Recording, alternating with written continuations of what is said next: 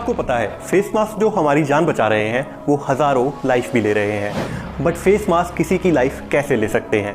क्या हमें इससे कोई फ़र्क पड़ेगा? इस पेंडेमिक का इफेक्ट हमारे प्लेनेट पर कब तक रहने वाला है?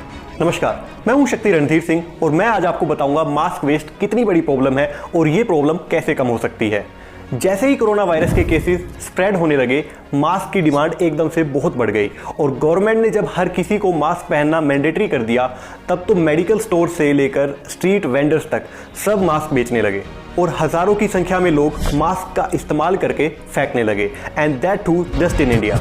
और मास्क वेस्ट हमारे लिए एक नया थ्रेट बन गया है, क्योंकि अधिकतर मास्क सिंथेटिक रेसिन से बनते हैं जो प्लास्टिक बनाने का बेसिक मटेरियल है। और ऐसे मास्क को जब हम एक बार यूज़ करके फेंक रहे हैं तो ये मास्क वेस्ट हमारा लैंडफिल काफ़ी इंक्रीज़ कर रहा है। उससे भी बड़ी प्रॉब्लम ये है, अब ये वेस्ट ओशियन तक पहुंच गया है। एक रिसर्च के अनुसार पूरी दुनिया में हम 130 बिलियन फेस मास्क का इस्तेमाल कर रहे हैं और समुद्र के अंदर ये फेस मास्क छोटे छोटे पीसेस में ब्रेक हो जाते हैं, जिसे माइक्रो प्लास्टिक कहते हैं। और ये माइक्रो प्लास्टिक को फिश खाना समझ के कंज्यूम कर लेती है, जिसके कारण प्रतिदिन समुद्री जीवन प्रभावित हो रहा है, and this is increasing day by day. According to reports, soon there will be more mask than jellyfish in ocean. और सिर्फ जेलीफिश नहीं, 600 से ज़्यादा स्पीशीज खतरे में आ गई हैं इस माइक्रो प्लास्टिक पोल्यूशन की वजह से।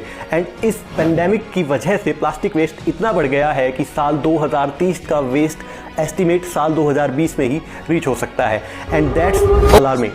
लेकिन हम इस बारे में क्या कर सकते हैं? सबसे पहले तो इस वीडियो को शेयर करिए और इस इंफॉर्मेशन को स्प्रेड करें ताकि ज़्यादा से ज़्यादा लोगों को इसके बारे में पता चल सके और मास्क को रोड पर या ऐसे ही फेंक देना कम किया जा सके। मैं ये नहीं कह रहा हूँ कि आप मास्क मत पहनिए, क्योंकि मास्क पहनना इस सिचुएशन में सबसे ज़्यादा ज़रूरी है। लेकिन जब भी हम किसी चीज़ को सिंगल यूज़ करते हैं तो मोस्ट ऑफ द टाइम हमारी प्रकृति के लिए थ्रेटनिंग बन ही जाता है।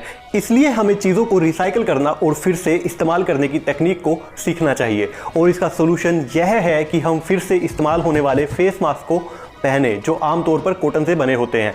अगर हम कॉटन मास्क का यूज़ करते हैं तो हम इसे वॉश करके फिर से बहुत बार इस्तेमाल कर सकते हैं। रीयूजेबल मास्क को हम फेंकेंगे नहीं, दोबारा रीयूज़ करेंगे। इससे लैंडफिल भी इंक्रीज नहीं होगा और ना ही ओशियन में खतरा बढ़ेगा।